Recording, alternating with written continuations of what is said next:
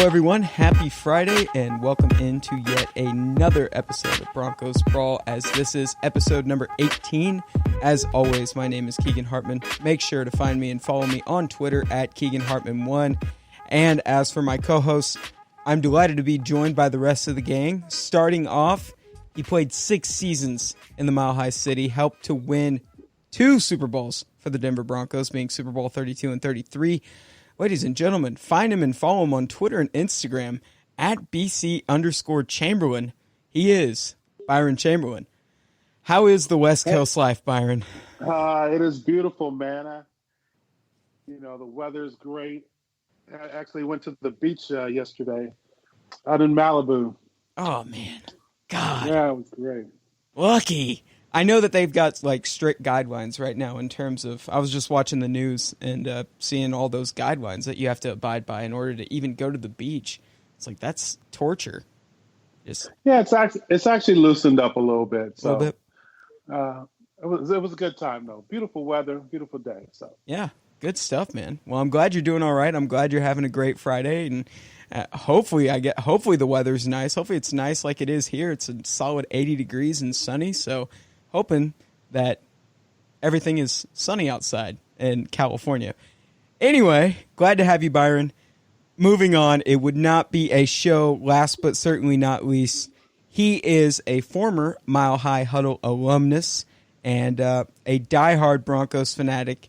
Ladies and gentlemen, last but certainly not least, I say it again, find him and follow him on Twitter at @V_Broncos. He is Alex Valdez. Alex, how you doing today, man? How's your Friday going?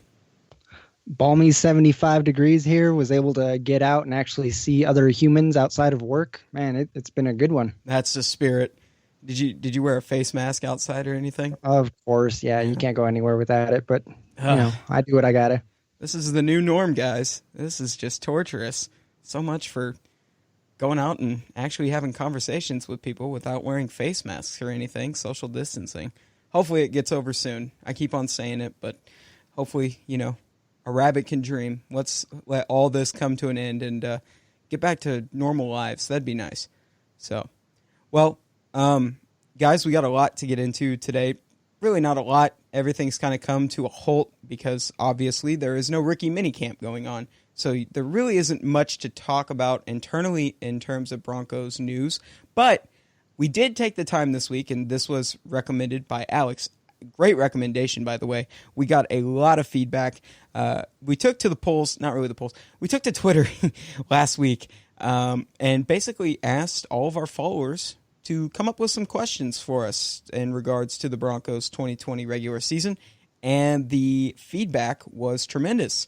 We got a lot of questions, and we got a lot of feedback, and we are going to try, to the best of our ability, answer all of those questions in today's episode from, I don't know, I got an assortment of questions here, guys, so we're going to get into that momentarily, but hey, we do have a little bit of news pertaining to the Broncos, not much, but it pertains to a former Bronco, that is. So, according to ESPN NFL insider Adam Schefter, as my voice just crackles, and this was announced just about 4 hours ago, former Broncos quarterback Joe Flacco has agreed to sign with the New York Jets on a 1-year, $1.5 million deal, with the chance to make $3 million in incentives. Good luck, Joe Flacco.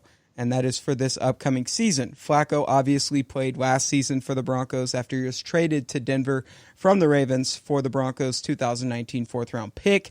Flacco was released back in March by the Broncos after he went an astounding 2-6 as a starter, throwing for 1,800 yards and completing 65% of his passes.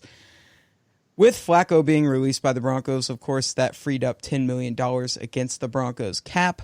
Byron, I didn't think I was going to have questions in terms of this whole fiasco, but I do have a question.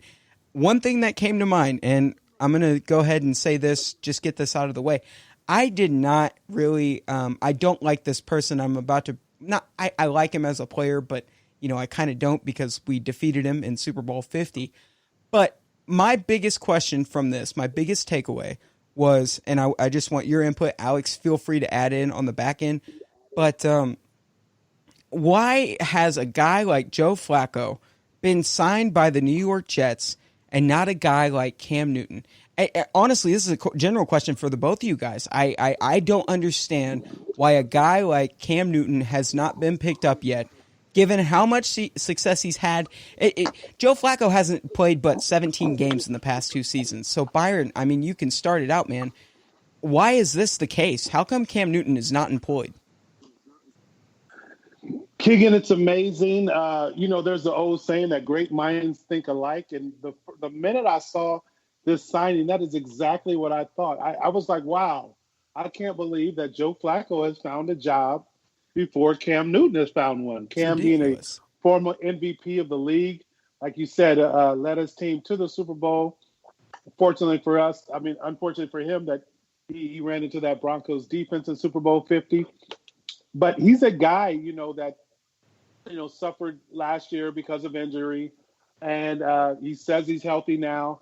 And you think he would find a landing spot. The biggest thing that I think is maybe teams are thinking they would have to totally change their offense to suit a Cam Newton in the skills that he brings to the table. Or maybe people are questioning whether he would really fit into the locker room by accepting a backup position. I think he came out and said he would go ahead and accept a backup position at this point. Mm-hmm. So your guess is as good as mine. He's a guy, that has some talents out there that you cannot teach at the quarterback position, especially with his size, mobility, speed, those things. If the guy says he's willing to take a backup role, to me, I don't see why you wouldn't take a chance on bringing him in. Yeah. Alex, care to add to that? No, I felt like the best position for him to go to was maybe a Seahawk team with a Russell Wilson, who's always running for his life behind that offensive line. But I guess if I were to give any kind of excuse after the guy already said that he was going to accept that backup role, I would just guess that it would be more financial, or maybe a league that just saw AB have one of the craziest seasons or lack thereof, season, off season, off the field issues, whatever it is. They're a little timid to add someone who is, a little bit fresh with the media, you could say. Well, they said that. Go ahead. But I don't see the comparison. I don't see AB in his issues, with the Cam Newton. Cam Newton maybe, he's very colorful with the media, but he's not a guy that gets into trouble or divides a team or a locker room type of antics that AB has. And then with AB's legal issues as well. It's not the same to me. I think I agree with Byron. I honestly think there are 2 different degrees there. And yes, really that's just kind of that's a whole different ballgame. But I think Cam Newton, I guess what my point is, Cam Newton is way more employable right now than what AB. I mean, AB's gotten himself into the hole that he's in right now, and Cam Newton, he's still a ball player. Like, you see the videos on social media. Of course, AB's got his own workouts, but Cam Newton, I feel like, can go in and still lead a team, and he still has his sanity. So I think that Cam Newton should be employed right now. That's my thinking. That's where I'm at on this whole issue. But nevertheless, I agree. I think the only question with Cam is his health.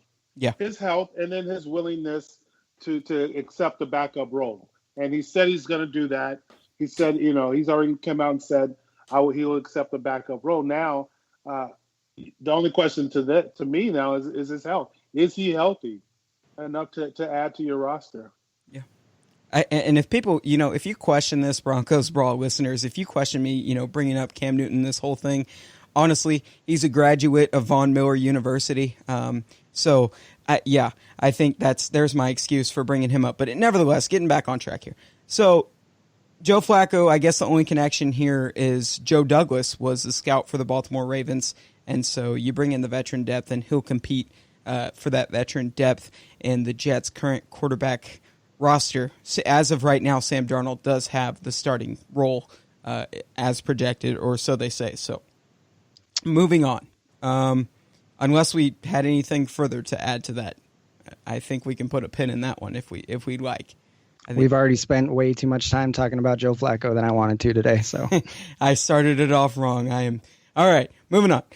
All right, here we go. So, like I said, this past week, we took it to Twitter, asked for questions, got a great amount of responses, and now the time has come. We are going to take the entire rest of this podcast to answer those questions.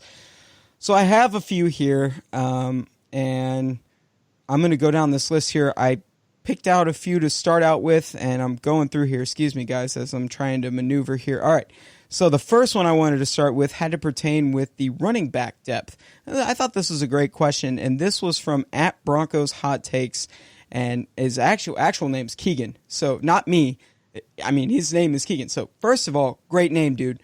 But he tweeted out, quote, Lindsey or Gordon as your choice candidate to hit a 1,000-yard rushing season. Also, how great are the chances that they both combine for a 2,000 yard or 2,000 rushing yard year, quote unquote, is the best way to put that. 2,000 scrimmage yards is what he said. So Lindsey or Gordon as your choice for a 1,000-yard rushing candidate, and what are the odds that they both strike 1,000 yards?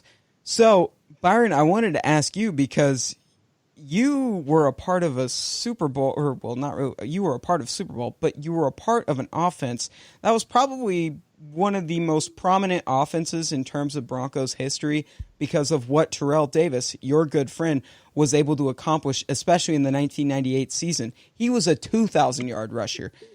When you think of the Broncos, you think of ground and pound, rushing attack. I mean, run it down your throat, and then you'll complement it with, dink and dunk passes here and there, utilization of the tight end, and then,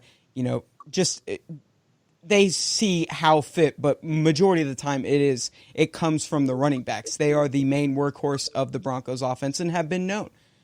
I wanted to ask you, do you kind of keep that in mind when you're on the field as an offensive unit? When you go back to 1998, you think about that season when Terrell Davis was trying to accomplish that milestone. Do you keep those in the back of your head, those milestones that they're trying to accomplish, hey, I gotta get this block.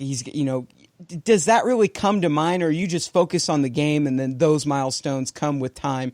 I guess is my question. I really didn't. I thought this sounded better in my head, and it's not sounding good right now. But answer to the best of your ability, my friend. To answer the last part of no, you don't think about those miles. You're just playing the game, and you're playing the game. You're getting the calls in from your quarterback, and you're trying to process your responsibilities, your assignments, your adjustments.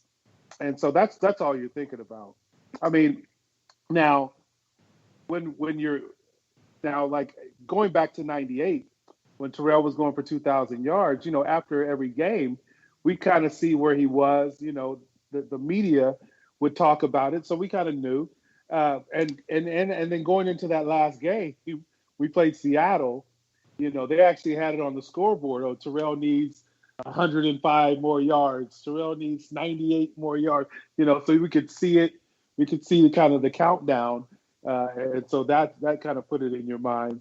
Mm-hmm. And we were all determined as an offense that this guy needs to get 2,000 yards. But to answer the question on Twitter, which guy do I think would rush for 1,000 yards? I'm going to go with Gordon. I think Gordon will be the main workhorse. I think what Gordon's going to bring to the table is he's going to limit Phillip Lindsay's carries, which is a good thing. It's going to keep him healthier, keep him fresh. Lindsay is going to be the guy that we use, mostly on third down, in the passing game as well. And I think his numbers in that passing game will go up. I think with Gordon coming in, and assuming he's healthy, he stays healthy, I would say Lindsey's, rushing totals may suffer a little bit this year because of sharing the carries with Melvin Gordon. Alex, what do you think, Melvin or Phillip? Well, it's definitely going to be Melvin because now they've been as much flack as they've taken for signing him to that what is it 8 million six plus incentives contract. They're definitely going to try and get the most out of that contract, but I think it's all for the better, though. You want to keep Lindsey fresh. You want to make sure that his 4.3 speed is going to stay intact late in the game when you've already worn down these linebackers. Then you bring in Phillip Lindsay out of nowhere and he's running right past you. I do have a question for Byron.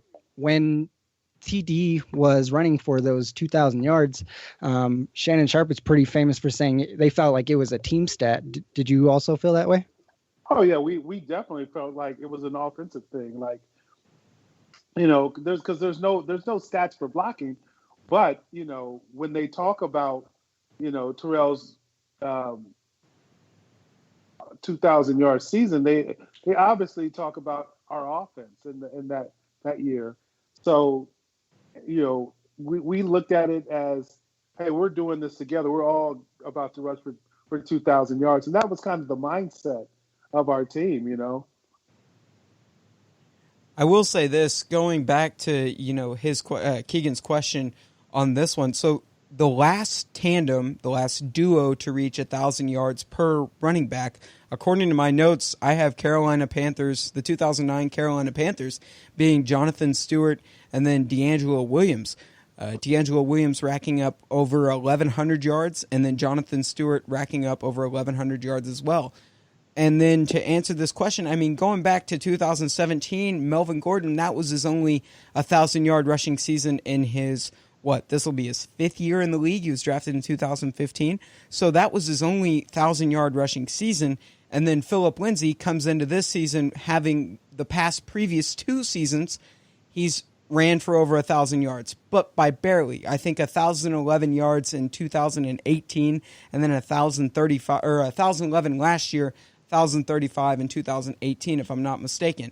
I do think that Lindsey's responsibility is going to be alleviated now that you get a passing, a pass catcher back like Melvin Gordon, who's going to be versatile in Pat Shurmur's offense. I think you'll be able to split him out wide. I think he's going to get a lot of the carries. And Byron, you bring up a good point. It's going to keep Lindsey healthy. He's been a bulk of the offensive run attack for the Broncos these past 2 seasons. Of course, you have Royce Freeman, but he's had his moments. There really hasn't been a consistency from a second back. So, honestly, yes, this is motivational for Phillip Lindsay, but at the same time, it's beneficial. And I think that at the end of the day, Phillip Lindsay, he's going to have just as much of a responsibility, but I think Melvin Gordon is in the position to be able to strike 1,000-yard season.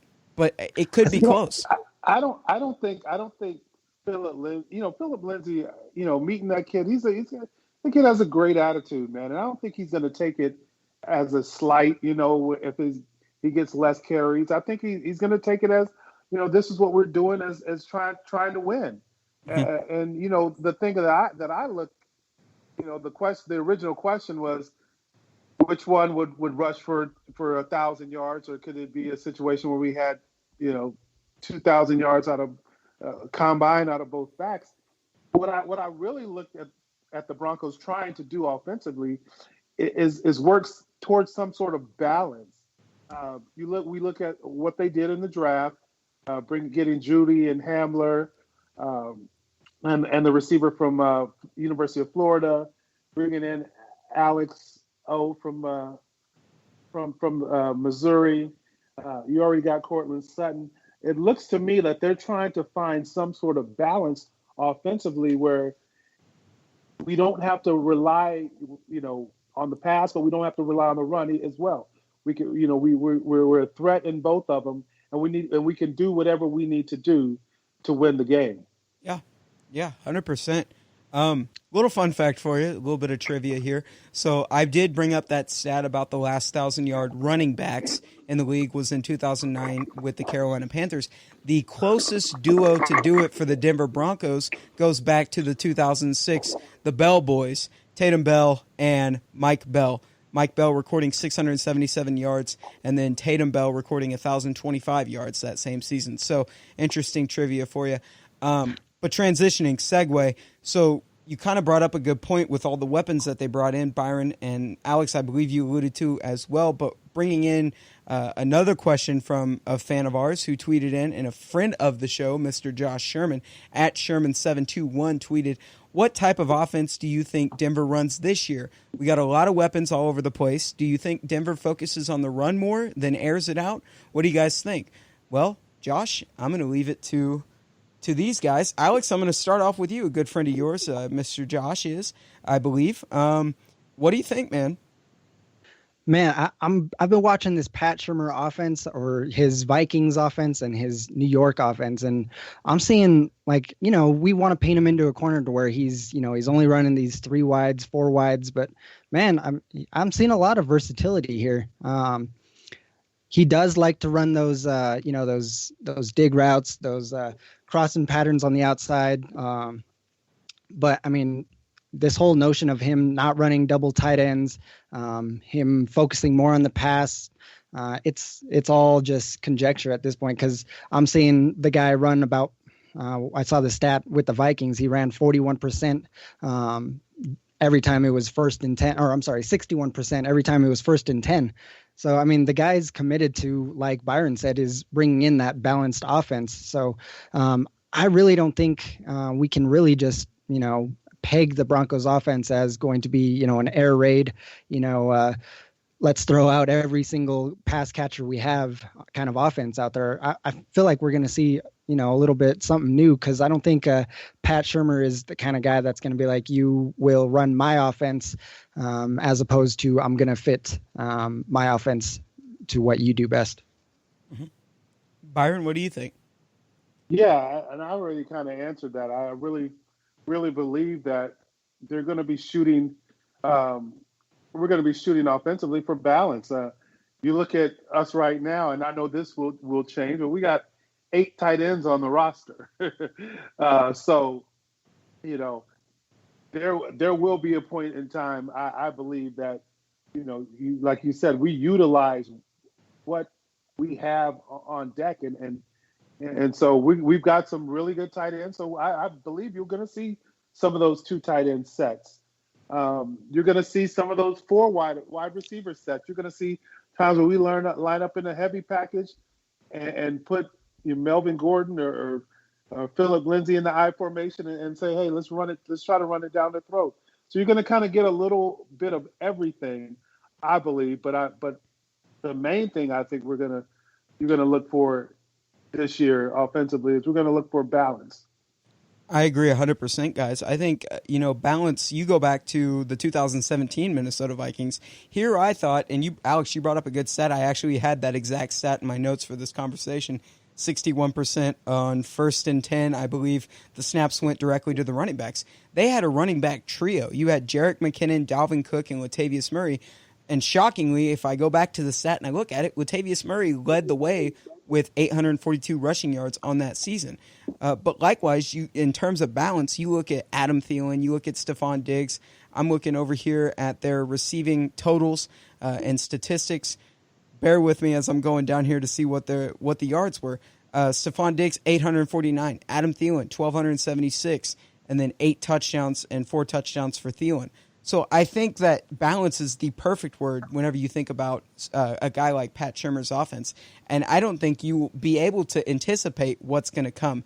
That's the beauty of having all these weapons, is you're going to have I mean, we couldn't spread the field last year given our limitations at the receiving position, but now we have a serious threat on our hands in terms of speed, and then you have the size. And I think that's just the beauty of this offense and what can make it a serious factor. And then you look at this backfield. You go get a guy like Melvin Gordon, and you already got a guy like Philip Lindsay. So you look everywhere on the field. Basically what I'm saying is you've got so many options, it's going to be balanced out. You have no idea what's to come. And I think that's what's going to make Denver a dangerous factor this year in terms of the NFL, the rest of the NFL field. What was great was during the offseason, you see them pick up a Melvin Gordon, you see them pick up a Graham Glasgow, and even Les lesser extent, Vanette, the tight end, known more for his blocking than his receiving, then you're thinking, okay, man, they're just doubling down on this whole run of the football thing. And then you get to the draft and you see him pick up 3 wide receivers and Albert O. Like, man, they're saying, we'll just find different ways to beat you every game.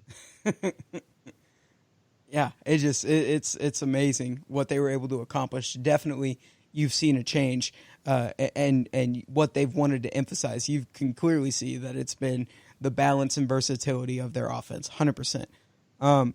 Moving on, so this question, Byron, I'm going to start with you because hey, former Missouri guy.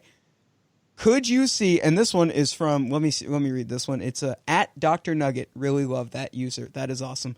At Dr. Nugget tweeted out, could you see Drew Lock winning MVP this year? And I think, Byron, you liked it. I did the strap on with the Drew Lock, him doing that back in 2017, I believe, against the Texas Longhorns after he threw a touchdown to Jamon Moore, I believe. Anyway, hey, Byron, second-year quarterbacks have been having some success at winning MVP these past 2 seasons. How about we make it a third year? You think Drew Lock wins MVP at the end of the 2020 season? You want the quick answer, or you want my? Quick answer is no. Oh no, I don't believe it. I would love for him to do it, but when you look around the landscape of just the AFC, with the last 2 quarterbacks that won it, I'm hard pressed to say he's going to even be the best quarterback in the division, with Mahomes in KC and the weapons that kid has and the talent that kid has. Then you look at Lamar Jackson in Baltimore. To me, one of the rarest talents we've ever seen in the NFL, in NFL history. And the thing is, there's going to be a lot more responsibility put on Drew Lock's plate this year, and although he will have some success, he's gonna struggle some during this sophomore campaign, and so I really don't see him walking away with MVP. Alex, enlighten me. He's a 150 to 1, I believe. The Vegas odds have him there, but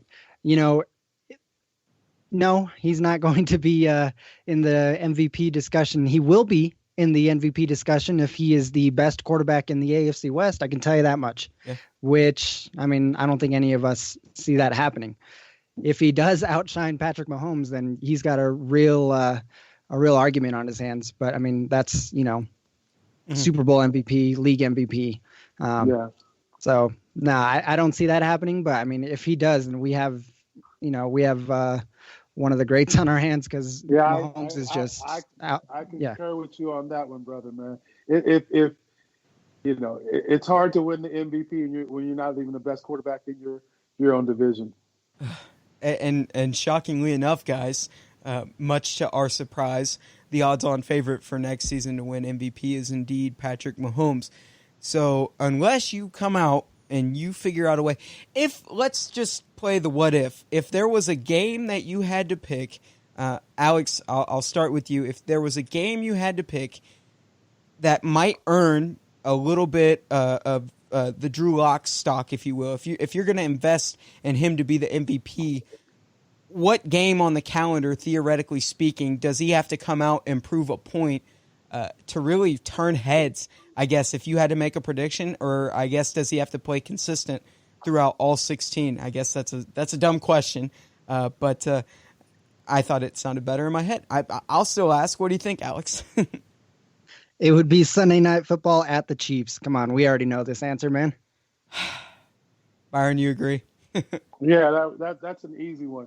He would have to, come out, play, above average football every week. But that game, Sunday night, when you got the nation's attention, and of course, at Kansas City, that's the one that you would have to really shine and outplay Patrick Mahomes and come out of there with a win and be the reason why we won the game.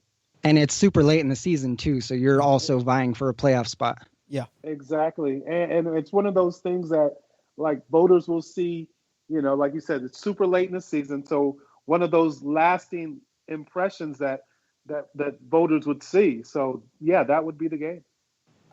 I'm going to agree with you guys. I don't think that Drew Lock gets it done at MVP, although it's nice. I've seen this trend of the second year quarterbacks win the MVP, and I'm like, well, maybe there's a chance, but given the fact that you transition, I mean, this is your sophomore season, and you're transitioning out of a system that here we thought in January that he's going to need another year to adjust to Rick Scangarello's system, and then Scangarello gets booted, and then you bring in Pat Shurmur, so now you have to readjust entirely to a new system. And given circumstances, I mean, sure, he's probably studying, he's probably trying to understand and get a grasp for this offense, but given circumstances, it's really difficult to kind of gauge where he's at or give it a look.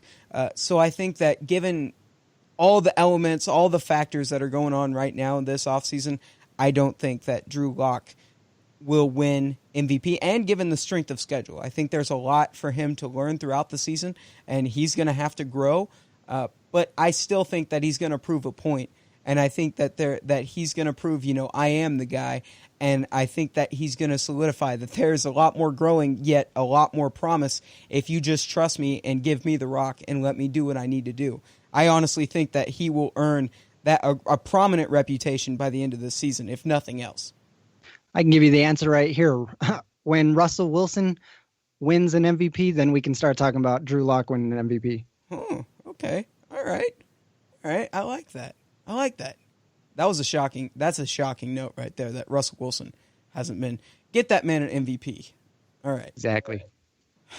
Moving on. All right, so we had another one, and this is from, I don't even know, I think I'm going to butcher this user, at Ugg and as Joy 01, one of the fans of the page, Orange and Blue Mama. So there's been lots of talk about comeback player of the year lately, CB Poi. If it came between Chubb, Callahan, and James, in regards to the Broncos, assuming all played at their level the year before getting injured, who has the best chance this year to win comeback player of the year between Chubb, Callahan, Bryce Callahan, and Jawan James? Byron, I'll start with you. Between Bradley Chubb, Bryce Callahan, and Jawan James, who do you think could be a potential suitor? I want to start with Alex. I want to hear what Alex has to say. Okay. Yeah. Alex, what do you think, man?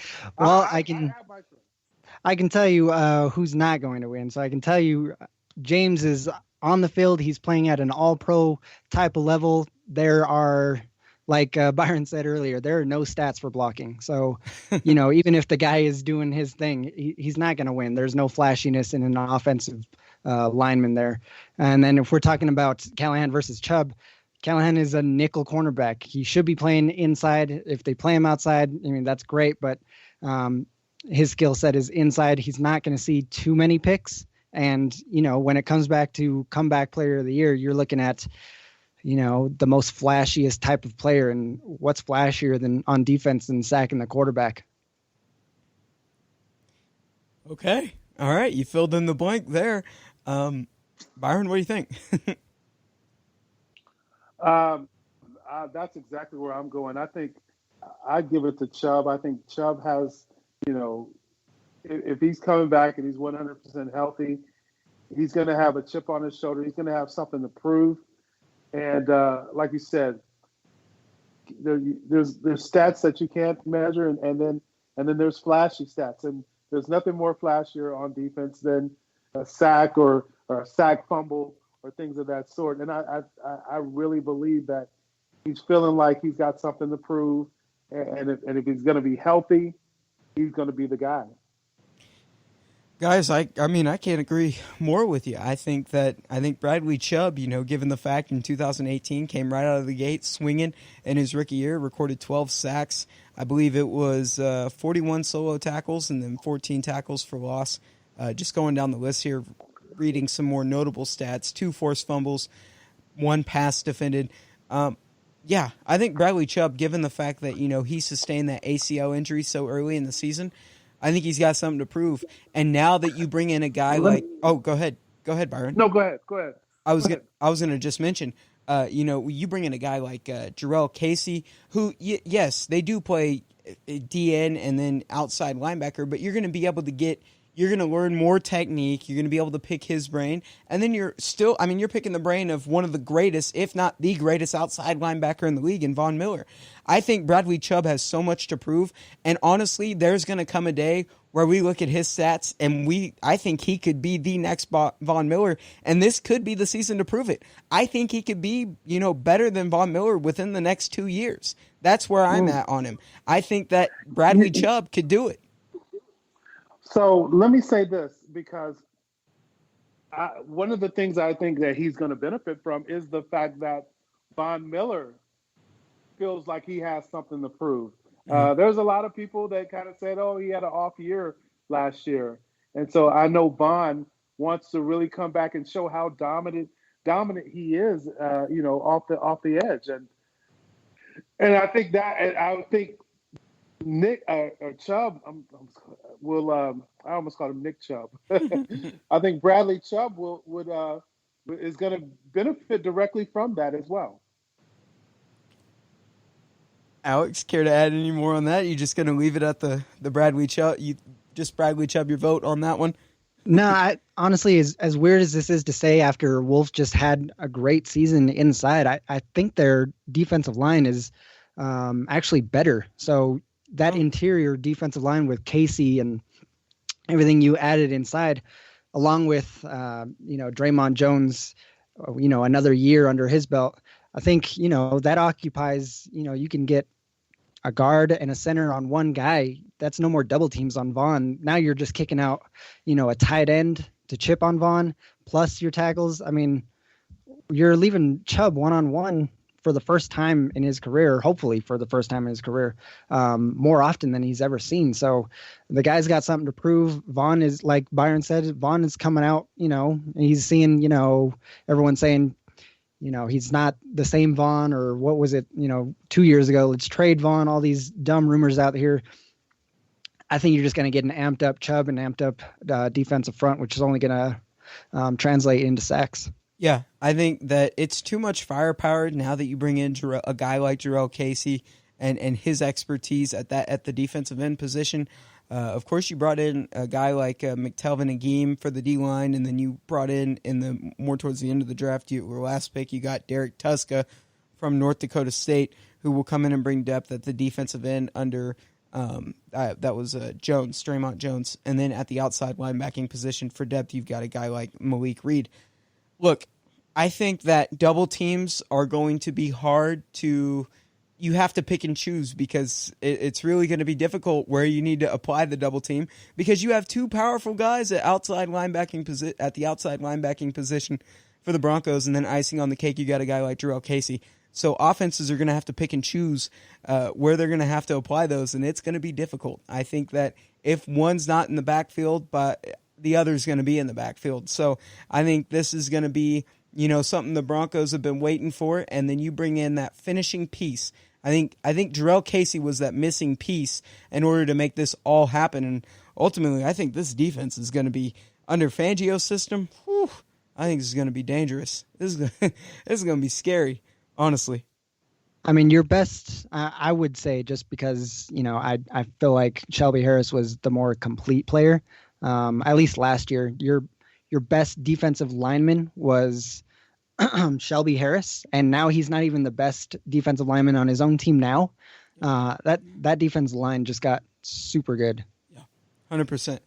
Well, I mean, I went through pretty much all the questions, and I just want to thank everyone that was able to reach out and leave something for us. We appreciate it. We appreciate you guys always listening, and make sure to follow us too, if you haven't already, at Broncos Brawl, and then at Broncos Brawl Pod on Instagram, where we post all of our content and everything. So if you ever want to reach out or want us to address anything, now is the time, because it's really slow in the off season and with all the circumstances going on. So please do not hesitate to reach out and feel feel free to ask about anything regarding the Broncos season. So with that being said, I mean, guys, unless you have anything else to add, this is kind of puts a pin on it for this episode. I do have one, just because this has been something I've been wanting to ask Byron for a while now. One, or actually, it's a two-part question. How much better can Noah Fant be in his second year, and why does it take tight ends a little bit longer to develop? Athletically, the guy is so gifted that the sky's the limit for him. Why does it take time to develop as a tight end? Because the blocking in the NFL is a little bit different than in college. The way that you're able to use your hands, and then the type of guys that you go up against. We always use the term grown man strength. You got guys that are that you're facing in college. They're big, they're strong, whatever. But then you got some of these guys that once you get into the NFL, they are real grown men, and they have grown man strength. And it takes time for you to develop that to become that type of complete tight end. I think he can do it. Like I said, he's so athletic. He's got a huge frame, and I can see him getting stronger year 2, year 3 as you go along, and being a real factor, not only just in the passing game but also in the running game. And the other part about it is the responsibility at tight end. To me, I tell people it's the besides quarterback, it's probably the toughest position on the offense to play, because you're part offensive lineman and you're part wide receiver. So you got to know all the adjustments from a coverage standpoint, from a route running standpoint, from a blitz scheme standpoint, in the passing game, but also learning fronts, different movements of D linemen, shift stunts, blitzes in the running game. And then they also want to throw you in at times as part of the protection in the passing game. So you've got so much to learn. There's so much, a lot of times you'll get a guy at a running back position, and you'll because the guy's such an athlete, he might not do one thing right. He might do one thing very well, and the other things he can't do. So you like, okay, hey, we're just going to have you as our inside back. We're just going to have you as our short yardage and goal line back. Don't worry about learning blitz protections. Don't worry about, learning, how to get in the route and be the check down or whatever. We're just going to specialize you at this. When you come to play the tight end position, you're not specializing at one thing. You're not getting on the field unless you're good at everything. You're a good route runner. You're good at recognizing coverages. You're good recognizing blitzes. You can contribute in the run game. You can contribute in protecting the passer. That was interesting input. And that's the long answer of it. So do you think he, everything he did last year was, I would say talent first, and then he just basically learned as he went on? I would agree with that. I think that the fact that you look at him as how much of an offensive weapon he could be just on athletic ability. So you got to play the guy. You got to put him in there. I remember the one catch he had against Cleveland, where he's running the shallow cross and catches the ball, runs through a tackler, turns it up the sideline, and takes it to the house. And you're like, this is the type of guy we have. So you got to put that type of guy on the field, and try to teach him and try to get him up to speed with everything else. Excuse me, as soon as possible, and he'll make that jump. I think for myself and a lot of other guys, that between year 1 and year 2 is when you found the most. You improve the most, and then by year 3, you're so comfortable in the offense. You can pretty much do anything with him. And so I look for, more to be put on his plate. like I said, in the run game, in pass protection, um, and and like I said, he's so athletic and he's so explosive um, that he is definitely going to contribute even more in the passing game. I will say this: of anybody a part of the offensively, when you look at it offensively, next to Drew Lock, the person with the most responsibility this offseason, who's going to be relied on heavily, is going to be Noah Fant, or anybody of the tight end position, honestly, for that matter. I think our offense is it's going to be so significant, so crucial, as you alluded to, Byron, because they have to know everything. They have to be on their feet. But honestly, from where Drew Lock comes from and how much he utilized tight ends, you look at Albert O and his success with Mizzou, I think Noah Fant is going to be the most crucial part of the offense next to Drew Lock. I think his responsibility, he's going to have to step up and just do just as much, almost double what he was going to have to do this year. He's going to have a lot on his shoulders. But if there's anyone I believe that could do it, it's a guy like Noah Fant, because he has shown a lot of promise, especially in his rookie season. And I'll say this too. I was talking about earlier about his explosiveness and his big playability. To me, and me watching Albert O and his time at Missouri, when I look around the NFL and see Gronk coming back, and Gronk's an all-time great.